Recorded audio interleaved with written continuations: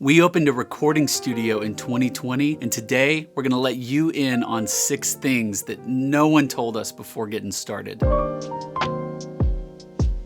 I'm super excited to share this today because this is some of the stuff that I wish someone had sat me down and explained to me before pulling the trigger on opening a studio. So if you are considering opening your own studio or maybe expanding your operation that you've got right now, hopefully this will be insightful for you today. I've got 6 things for you. 2 neutral things, so they're not good or bad, they just are what they are. Got 2 bad things you need to be aware of. And lastly, I've got 2 good things that we're gonna start and end with as a kind of bookend type scenario. Starting in on a positive note, right? Before we get rolling, hey, do us a favor, like this video, subscribe to the channel, would mean a whole lot to us. Really brief history of the studio for context before we dive in. We started out in a small 1940s renovated basement turned studio for 4 years, from about 2016 until 2020-ish, called the Basement Space Studios. It was good times, got to work with a lot of amazing people in a less than ideal scenario that we really made work for us. Eventually, we started to outgrow this small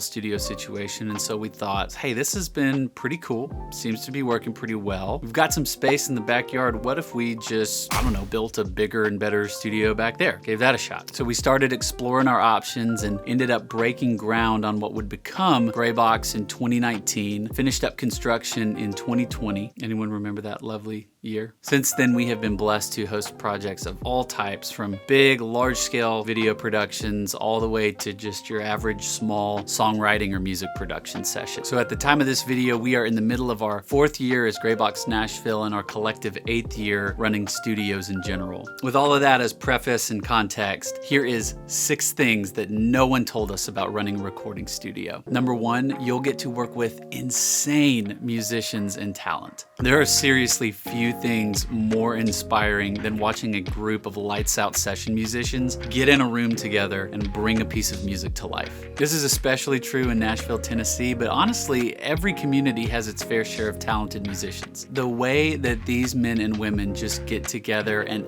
absolutely mind meld to create a piece of music, usually one that isn't even their own, is insane to watch. A lot of times these players are just straight up sight reading off of a piece of paper that they were handed like 10 minutes prior, and you would think that they've been practicing this for weeks or months on end. It's crazy. But beyond the musicians, it's also amazing to watch other engineers and producers come in the space, take this seat, this desk, and steer the ship of the session. Just being kind of a fly on the wall as they move through their workflow and their creative process is really something to behold. And I almost always leave with a new way of thinking about recording and production, or at the very least a nifty new hotkey that I didn't know about. But unfortunately, not every day is this amazing day in the studio with talented people. Which brings us to number 2. It's a lot of non-studio work. Sick studio session content is what makes the highlight reel online most of the time, but honestly what fills up the calendar a lot of the time is the administrative and operational stuff that keeps the studio going. Responding to emails and inquiries, budgeting, tax prep, and also organizing and inventorying equipment around the studio. If you want to see how we organize our gear closet, check out the video breaking that down. And then the really fun stuff like replacing hand soap, toilet paper, and just cleaning in general. I put this as neutral because it's not necessarily a bad thing. Some people, including myself, actually enjoy this stuff quite a bit. Engineering sessions all day just on loop would kind of drive me crazy. So getting to step away and do some of the more administrative and operational stuff is actually a welcome break a lot of the time. Number 3, it can be feast or famine. Like any small business, running a recording studio has its natural ebbs and flows, and even its own seasonality, we found. Some months the schedule is slammed with sessions on sessions on sessions. Other months, the studio can feel like a barren wasteland. A beautiful, pristine,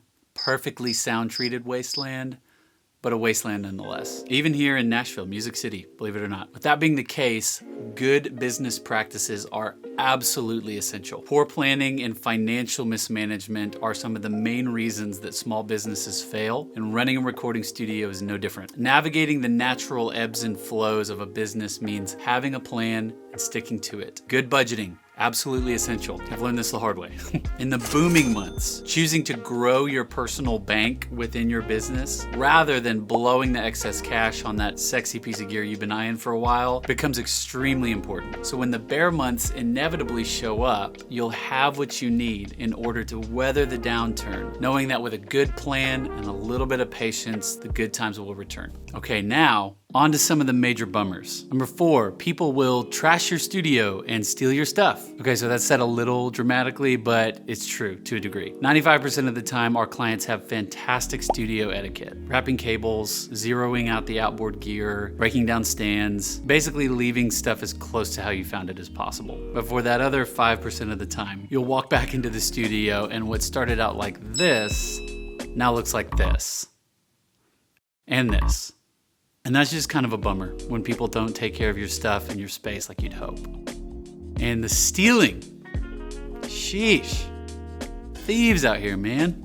Okay, so it's usually not really stealing. It's more like people accidentally walking off with stuff that's yours, thinking that it's theirs. Fortunately, we've never had this happen with anything expensive like a microphone or a piece of gear. More often, it's just a bunch of little small stuff that just annoyingly adds up over time, including, but not limited to, music stands, mic stands, cables, more cables, rolls of gaff tape, adapters, DI boxes, power boxes, and of course, you guessed it, more cables. So yeah, that kind of stuff just tends to walk out the door all the time, so get ready for that. Number 5, gear breaks. Ah yes, the second law of thermodynamics, entropy. Stuff just breaks down, whether it's a mic or a piece of outboard gear, or most commonly, computer issues. Equipment malfunction tends to show up, and often in the worst times. And when it does, it's gonna cost you. Sometimes in money spent to fix it, sometimes in money lost because of it, and oftentimes both. When you're a hobbyist or you just do audio for fun, broken gear can be something you just kind of delay or just put off till you want to deal with it.